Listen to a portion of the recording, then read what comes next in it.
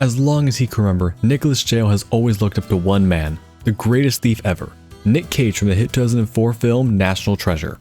To live up to his role model, he's only ever had one goal in life: become the greatest thief to ever live. For Nikolas Jail to complete his goal of becoming the greatest thief to ever live, we will complete the Thieves Guild as the devs intended, which means completing the Thieves Guild main questline, all side quests, as well as anything else associated with the guild, with some restrictions. First, during the run, everything we use or sell must either be stolen or given to us by the guild, with the exception of quest items. Next, we'll be playing as a thief, meaning the only skills we are allowed to use are sneak, pickpocket, speech, light armor, lockpicking, one-handed, and archery. With all the intro junk out of the way, we can finally start the run. Since we're making Nikolas Jail for this run, I tried my best to get him to look as close as possible to Nick Cage with varying levels of success. For this, we'd make him an Imperial since they get a passive boost to finding gold, and since money-making is the name of the game, I thought it was fitting. With Nikolas Jail put into the world, we could finally get on with Helgen. Since this is once again a fairly restrictive run, we'd be sprinting through most of Helgen as fast as possible, since we can't technically steal anything here. The only time we stopped was in the jail section, since the game tries to get you to lockpick a cell, so I figured it was intended for thieves to lockpick here. That said, since the stuff in the cells wasn't classified as stealing, we couldn't take any of it. And I would also drop the lockpicks they gave us since they weren't stolen. With all that done, we'd be set loose into Skyrim and could start our crime spree. The first thing we would do would be to head to the Guardian Stones to take the Thief Stone, since we want to level our thief skills as fast as possible. Next, we try stealing from the fisher behind the stones, but due to some poor luck, we'd get caught and just bail, and try our luck at robbing Riverwood instead. Once in Riverwood, we'd sneak around the town and try and steal some stuff. But after somehow getting caught, despite the game claiming it was undetected, we'd be forced to reload a save. Unfortunately though, it turns out I hadn't saved yet, so we'd have to redo everything all over again. With all that redone, we'd once again try and rob some stuff from Riverwood with much better success, and we'd manage to get some gold, some clothes, and even a mace to use. And with that, we could finally head for Whiterun. Using the carriage and some stolen gold, we could make for Riften in our ultimate goal. Finally being able to use the speech skill in one of these runs, we'd quickly pass the speech check and enter the city before finding Brynjolf and starting the Thieves Guild. Our first job was a simple one. First, we needed to break into someone's stall and steal a ring from their lockbox. Next, we need to pickpocket the stolen ring onto another merchant, all without being caught. The first part is super easy, since Brynjolf would set up a distraction for us, allowing us to easily break into the stand and take the ring, as well as everything else. However, the pickpocketing part was less fun. Despite having a super high chance to succeed, we'd keep failing the pickpocket and would keep having to reload a save. Finally, after 4 or 5 reloads, we'd finally manage to plant the ring and report our success to Brynjolf. Totally not demoralized. With our amazing thief skills displayed, we'd be offered a place in the guild, and told to find them in the Ratway. So with that, we were headed off to our new home in the sewer. Once in the Ratway, I'd get caught by some of the local lowlifes, and use the patented thief technique of running away, only to accidentally lure some of my pursuers into the Ragged Flagon, and thus was able to watch as the guild jumped them for me. With that, Brynjolf would send us off after some debtors. After talking with him, he'd tell us the best way to force each of them to cough up the gold without fighting. First, we'd break Bercy's vase to get his gold. Next, we'd have an awkward interaction with a guard before stealing a statue of Dibella from Helga for her debt. And lastly, Kiarva would catch word of us coming and cough up the gold more than willingly. Unfortunately, on the way back to the guild, we'd get the attention of some other local lowlifes, and this time the guild didn't want to help, so with our stolen gear, we'd have to defend ourselves. With the lowlifes dealt with and the debts collected, we'd officially be welcomed to the guild, and our first job would be Golden Glow. Before that though, we'd speak to Vex about the job for any tips, and then Tanalia for our guild armor. Now while I could have done Golden Glow now, I decided to wait and try to level up a bit while doing some Radiant jobs for Vex and Delvin. So for the next little while, we'd simply start doing various jobs, trying new ones each time, like rewriting stores' ledgers, stealing a specific item, looting stores' lockboxes, or just stealing a bunch of stuff from a place. With these jobs, we'd make some nice progress on leveling our skills, but unfortunately we hit a bit of a roadblock. After you complete 5 jobs in a hold, you're given a special request, and since these are part of rebuilding the guild, it didn't really make sense in my mind to be doing these yet. So with that, we'd be soft locked out of the Radiant jobs for the rest of the main story. Since we couldn't grind skills anymore, we'd have no choice but to make our way for Golden Glow. So finally, reaching Golden Glow, we'd scale the back of the island and end up at the back door. However, I remember that Vex had told us about a sewer we could use to get inside, so I'd quickly go find that, assuming it was a better way in. Once in the sewer, I'd bumble around for a bit before running into some skeevers and getting hit with Ataxia, which of course debuffs our thief skills. Eventually, we'd reach the end of the sewer and the fruits of our labor, and be right back at the same door. We'd gotten a painful debuff we'd have to go out of our way to deal with, just to be right back where we started. Lovely. Out of the sewer, we'd lockpick the back door and slowly start sneaking through the inside of Goldenglow. After we'd made our way through the top unseen, we'd yoink the key and the bee statue before making our way to the basement. In the basement, we'd sneak through until we reached a point where a guard watched the way. Since I couldn't sneak past him, I'd use a bow to cause him to investigate, and while he was looking away, I'd bolt past him, loot the safe, and leave Goldenglow like I was never there. With that, there was only the beehives left, and for this we'd use a torch I stole from a guard. So we'd sneak around the side of the island, and under the cover of night, I'd burn the 3 hives and return back to the guild. Next would be a job for Maven, who wanted to see a rival brewery put out of business. For this, we'd need to meet her contact, who would help us to set up a plan to slip poison into the mead, causing the captain of the guard to arrest him during a tasting. So, like Agent 47, we'd offer to help him clear the skeevers that had infested the brewery so we could access the mead. Since I wasn't a combat build, I would make use of the bear traps that had been placed down there to kill the skeevers. This worked pretty well up until we reached the nest where a crazy man had taken residence. Unfortunately, he wasn't as bear trappable, so instead we'd use a stolen dagger to steal his life from him. With that, we could poison the nest and then the mead before collecting the honey brew decanter and returning to witness our handiwork. With Sabjorn arrested, we'd get the key to his office and could look for anything about the person behind him and Goldenglow. In Sabjorn's books, we'd find the name of a Thieves Guild contact who had set up both deals and would be sent to speak with him. However, before he would tell us anything, we'd have to steal a case of wine for him. So with the wine in hand, we'd speak to him again, where he would tell us basically nothing, forcing us to instead try and tail him for the information. This would lead us through another stealth section as we tailed him through the East Empire Trading Company's warehouse. After annoyingly tailing him through the warehouse while dodging guards, he'd lead us to a hidden bandit hideout in the warehouse. Unfortunately, sneaking through said hideout undetected was a massive pain, but after many retries, we'd finally somehow get through unseen. With that, we'd confront him once again, getting him to spill all the info he had, where he'd revealed the buyer in question was Carlia, a former Thieves Guild member who had murdered the previous guildmaster. After getting his info and sparing his life, we'd quietly leave the bandit den. However, leaving the den was easy, but leaving the warehouse was a pain, because for some reason, even though I was undetected, the guards would just lock onto me and find me anyway. Eventually, after many reloads, I'd take the trading map and sneak out unseen. With that, we'd return to the guild and tell Mercer about our findings, leading us to head after Carlia and a ruin near Windhelm. Before that, we'd get an upgraded pair of guild boots and then sell all the stolen stuff we had collected. So with all of our prep done, we'd make our way to Snowvale to meet up with Mercer. Now you'd think that the master thief and leader of the guild would be super good at sneaking. Yet despite that, Mercer would set off just about every trap and get detected by just about anything and everything we passed. So much for a master of stealth. Mercer would then proceed to fight basically every jogger in the dungeon while I sat and watched like a spectator at a wrestling event. On the way, I'd also grab the model ship for Delvin. With some more sneaking, we'd reach a puzzle door and Mercer would use his master level thief skills to open the door, where we would instantly get sniped like some character in anime who just talked about how much they can't wait to see their family. While laying on the ground screaming for a medic, we'd learn that Mercer was actually the evil one who had murdered the previous guildmaster. Wait, the bloodthirsty Draugr Slayer was actually an evil bloodthirsty monster this whole time? Shocker. With his little oopsies revealed, and now with the perfect opportunity to kill us, he'd give us a little love tap with his sword and then leave us to bleed out in the snow like the true protagonist we are. However, instead of dying, we would instead survive due to the paralyzing poison we had been shot with earlier. So after being saved from the mortal danger she put us in, Carlia would give us the journal of the previous guildmaster. She would then send us to an old ally of the previous guildmaster so we could decode the journal. Heading to Winterhold to speak to his ally at the college, we learned that the journal was written in Snow Elf, and that we'd need to get a translation from the one person in all of Skyrim who spoke it, a wizard named Calselmo in Markarth. First though, I'd pop over to Morthal, where I knew I could find and steal a cure disease potion to finally get rid of my debuffs. Unfortunately, it seems my sticky fingers may have caught up with me, since when I went to leave, I got jumped by some hired thugs, forcing me to sneak out of Morthal to escape them. Truly can't have nothing in Morthal. With that, we'd head to Markarth to get the translation. However, Calselmo was less than willing to help us, but luckily this is the Thieves Guild questline, so the answer to our troubles was a simple one. Just steal his research. So after swiping the key to the Dwarven Museum, we'd sneak our way through, being way too thorough in our search for the quest treasure, since I'm stupid and didn't just look up where it was, forcing me to have to reload a ton of saves. Finally, after bumbling about, we'd eventually find the spider rod, make our way through the guards, encounter a T-Rex wizard whose vision must have been movement based, yoink the puzzle cube for Delvin, and finally make it to the end unseen. However, somehow the T-Rex claims he did see something and comes looking. So after we got the translation rubbing of the Rosetta Stone, we'd sneak past them and jump off the side of the keep to safety.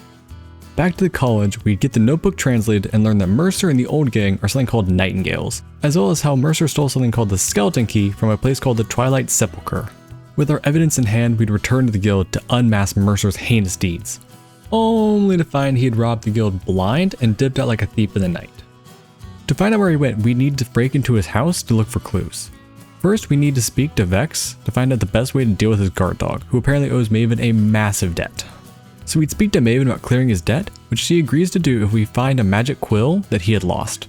So after doing a bit of diving in the local lake, we'd recover the magic pin and give it back to Maven. Now with the debt cleared, we'd speak to the guard dog and let him know he's free from his debt, allowing us easy entrance to the manor. So after popping the ramp for style, we could finally sneak inside. The inside was guarded by some bandits, so after sneaking past them while they ranted about college, their love lives, and the magic of being a lumberjack, we'd make for Mercer's hidden basement. Finally, after sidestepping all of his traps, we'd reach Mercer's office and find his plans. With that, we'd learn that Mercer was going after the Big Haul, a heist for the Eyes of the Falmer, which according to Brynjolf would set him up for life, despite the fact that they only sell for like 3k gold.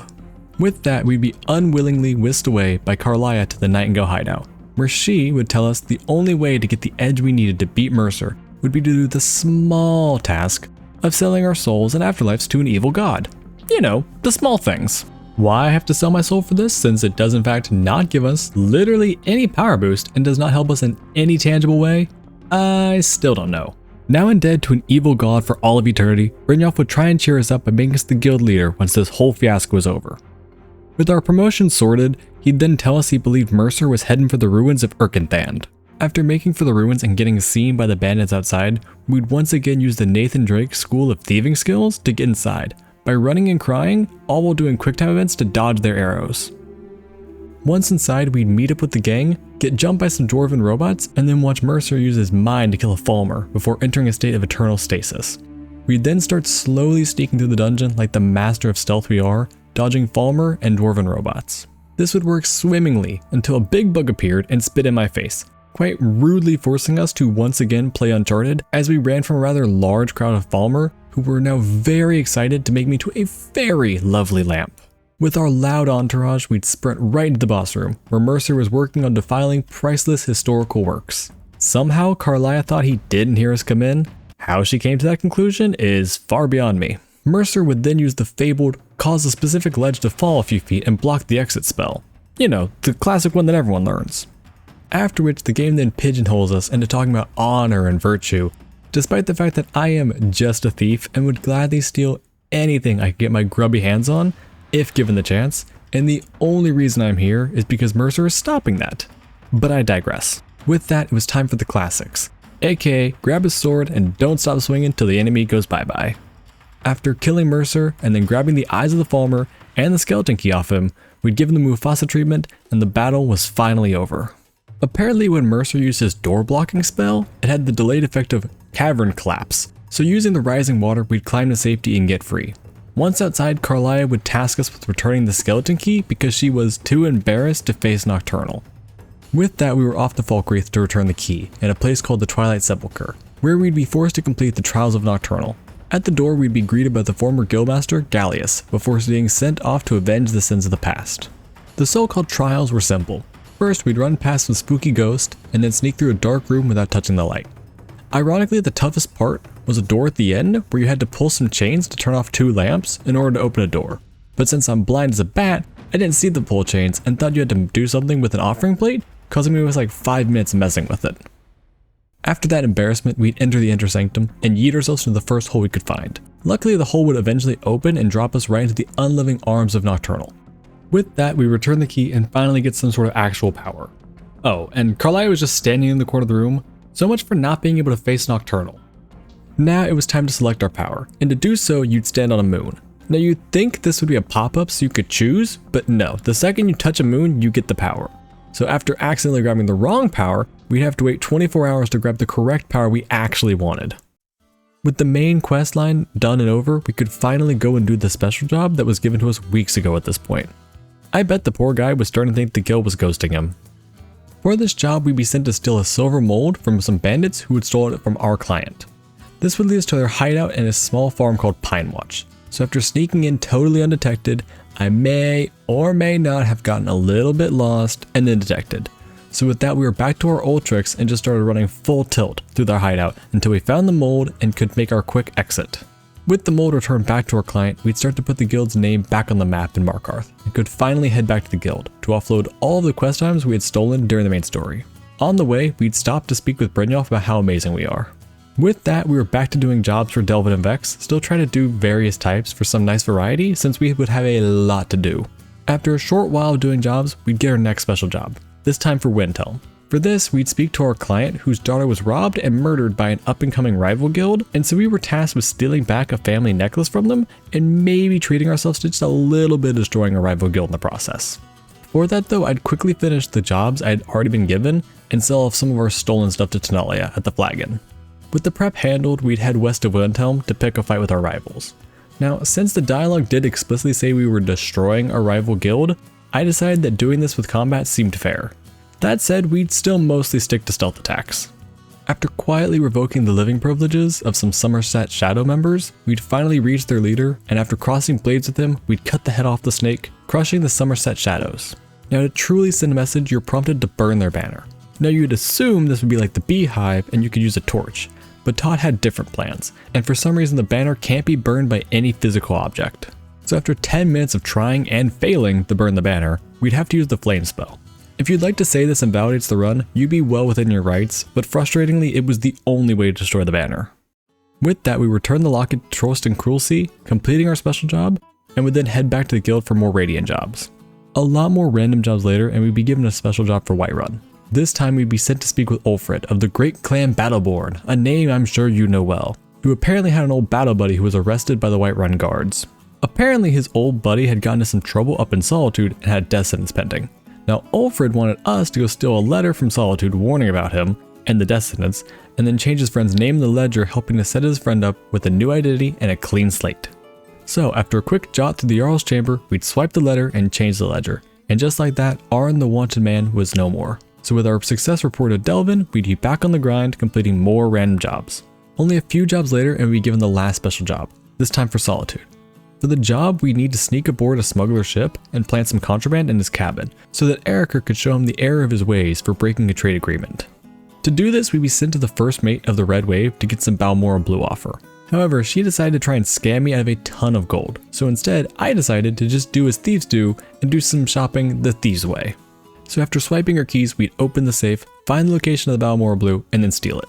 We'd then make for the dainty Slode, slowly sneaking towards the bottom of the ship, past all the smugglers, and plant the contraband. With it placed, we'd return to Erica and complete the contract, finishing the last special job, officially restoring the guild to its full strength. Back at the guild, we'd be able to speak to Brynjolf for the last time, and make our job as Guildmaster official. So after a super quick and cheap ceremony, we'd be named leader of the Thieves Guild. Now unfortunately, if you look at the remaining runtime, you'll know this is not the end of the video, and we still have a painful amount left to do. Now with the main quest done, there was still all of the side quests as well as the full trophy case to fill out. To fill out the trophy case, we would need to complete 125 total jobs between Delvin and Vex. So at this point, the plan was to get all the suffering out of the way and just work on filling out the trophy case. With the ceremony over, we'd speak to Delvin, and it seems he has a case of dementia setting in because we'd have to report all the special jobs back to him again. So after doing that, we could finally keep taking jobs from him, of which we would still need 95 more to complete the trophy case. Before I throw myself into one of the brain-numbing grinds I've ever done, we'd quickly pivot to knock out a side quest for Tenalia. This was as simple as helping her to set up a connection with the Khajiit caravans so we can move our wares. Before we leave though, we'd quickly grab our Guildmaster armor from Tenalia. So after managing to catch up with them outside of Markarth, we'd give the caravan's leader a bag of moon sugar and strike up a deal. With that done, we'd go back to grinding the 100 odd jobs we still needed, slowly losing my sanity in the process. By the 3 or 4 hour mark of doing non-stop jobs for Vex and Delvin, I could feel my grasp on reality starting to slip, and started slowly becoming unintelligible in the recordings like a madman raving to the moon. Clearly the jobs weren't just driving me insane, because once again Delvin decides that I need to report all the special jobs to him again. After helping Grandpa take his meds, we could get back on with the grind. At some point we'd find the desk and start to yeet stuff off itself, so in my mania we'd spend like 10 minutes trying to place everything properly back on the desk and shelves. After failing to put anything back correctly, we'd cry in the corner for a few moments, give up, and place them on the desk and go back to doing the job grind. Finally, after about 5 hours of non-stop grinding, we'd finally reached the 125 jobs, completing the shelves and spawning the safe beside the desk. In the process of everything spawning in, the gold boat must have gotten yeeted off the shelf, like something from Paranormal Activity, and I would once again try my best to put it back, with very little success. With the little sanity I had left destroyed, we'd start with a side quest, and the first up was doing a job for Vekel the Man. It turns out he has a buyer lined up for some journals of a necromancer from Dawnstar. Apparently the necromancer was run out of Dawnstar and was last seen in some ruins to the north, which is where we were off to. Before we'd make for the ruins, I'd quickly rob the Jarl and his court so I could put some more perks into sneak, and in the process we'd steal a nice ring of sneak. After arriving in the ruins, we'd slowly sneak through, evading the Draugrs and Ghost while stealing journals out front of them. Eventually ending up in the boss room, where we'd quietly slip past him on his throne, into his bedroom, and grab the last journal and one of the stones of Baron Zaya. With those in hand, we'd quietly leave the ruins and head back to the flagon. Next, we'd head to Raven Rock to meet up with the other Mallory brother, who despite being a guild member, managed to get himself robbed. Turns out he had trusted someone who he thought was a guild member, and that person robbed him of a bone mold formula he had developed, so we'd be asked to go after him. The thief had apparently gone north of the island to try and trade with some Reiklings, so after running up the coast for like 10 minutes, we'd finally reach the cave he was headed for, and after sneaking in, we'd take the formula off his corpse and return to Glover. To thank us, Glover would give us the key to his hidden room with some really good guild armor and valuables. We would take the armor but leave the rest since it wasn't technically stealing, so it didn't feel right. That said, there was a letter from Glover for Sapphire, another member of the guild, telling her that she was his daughter. So we would take that to give it to her since it was kind of a quest. With those done, there was only one side quest left, and it's a fan favorite: No Stone Unturned. Now, for most of the stones, it's as simple as fetching them, but for a few, we'd have to do some creative thinking. First up, we'd start collecting the easy ones. These were as simple as heading to a location and grabbing a stone. While some were in easy spots, a lot were in the boss rooms of dungeons, so we'd simply start sneaking through those as best as possible. The most fun of these was the Blackbriar Lodge, which we made a special effort to never be seen or steal anything, since I didn't think pissing off Maven would be good for business. And yes, before you ask, I did in fact hum the Mission Impossible theme song the entire time. After that, we'd be back to sneaking through some more ruins to collect the stones, the most interesting being from a group of mages, and then oddly enough another group of mages, before breaking to the basement of the Thalmor Embassy to steal a troll stone. After that, it was back to the bandit hideout where we had gotten the silver mold, because it turns out we missed one there. So after sneaking around and then not sneaking, we'd grab the stone, get body blocked, and make a quick exit. Now at this point, I'd do the math and realize we were missing a few stones, so I'd frantically start rechecking some of the locations for missing stones. Eventually, after rechecking a bunch of places to no avail, I'd just give up and go back to checking the stones I knew I didn't have yet. So with that, it was off to the companions to take their stone. Just in case, we'd check the dainty stone again, and to my joy, in the captain's room, we'd finally find our missing stone. Turns out, I had missed it earlier when we did the special job, so after tickling the first mate's ear, we'd take the stone from his table and dip out. And with that, it was on to the last easy stone, which was found in the same place where I got traumatized by the wizard who refused to do an honorable mage duel in the college video. With that collected, it was on to the heart stones. These stones are all each annoyingly locked behind various quests. The first was located in the Dark Brotherhood Sanctuary, so to get it, we'd either need to infiltrate or destroy the Dark Brotherhood. Since destroying our coworkers who we have friendly relations with didn't seem right to me, infiltrating seemed much more fitting. To do this, we'd first need Grella the Kind to die. Now the neat part about this is you don't technically need to be the one to do it. So with that, we'd go to Honor Hall to start our master plan. Grella the Kind only has 1 HP, so technically any damage will kill her no matter what. So my master plan was simple: dump as much stolen stuff as possible on the ground around her and try and make her trip on some of it, causing the physics engine to damage her, killing her while keeping my hands nice and clean.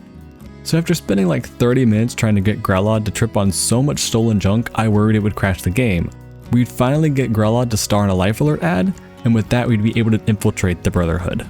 On the way to infiltrate the Brotherhood, we'd end up running into Sapphire, so we'd hand over the letter to her to complete that small side quest.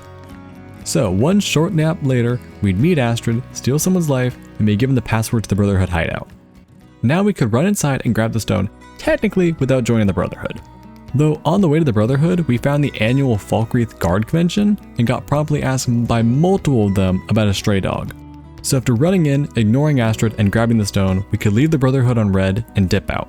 Next up was to become the Thane of Solitude so we could buy the house there. So to do this, we'd offer our help to the Wolf Skull Cave. So after fighting off some undead and necromancers, we'd interrupt the ritual and could return to Falk Firebeard. With that, we could take the Jarl's late husband's warhorn to a shrine and get thanked, and could buy the house with all of our stolen gold so we could run inside and grab the stone. With that, there was only one stone left, which was hidden inside the College of Winterhold. So now we'd have to join the college. Since I can't use magic, I shouldn't be able to get into the Mage's College. However, I do have a workaround. If you're the Dragonborn, you can enter the college without doing the magic test. So with that, it was off to Bleak Falls to become the Dragonborn. After sneaking our way through Bleak Falls, we'd eventually reach the boss room, fight the boss, and claim the Dragonstone. With that return, we'd be sent off to the Watchtower to, let me check my notes, fight a dragon. Huh, yeah, that's gonna go well. It did not. After reloading and being a coward, as a good thief should be, we'd hide in the tower providing emotional support and the occasional arrow shot. However, eventually we'd run out of stolen arrows and fodder guards, forcing us to face the dragon ourselves. Luckily, he had next to no health left, so we'd managed to land the final blow and steal all the credit for the work. Now that I was the Dragonborn, I could head to the college and use my power to get in. Or so I thought. Turns out I forgot about the speech check to get in, and since the Guildmaster's amulet guarantees you pass every speech check, everything we just did was completely unnecessary. Great. Next up was the difficult part. The stone wasn't just in the college, it's hidden in the Archmaster's quarters, which can only be reached after you complete the first few quests. The problem is the first quest requires you to cast a ward spell to progress. However, I once again have a loophole, since if any of the students die, it automatically skips the lesson entirely. So all I had to do was accidentally use a sneak attack with our sword on one of the students, and then sneak off to the corner of the room and accidentally use a sneak bow attack on the same student, before sneaking away and letting the aggro die down, allowing me to cause an accident to skip the lesson that nobody knows I caused. So after traumatizing some of the students at the college, we could start the quest we needed.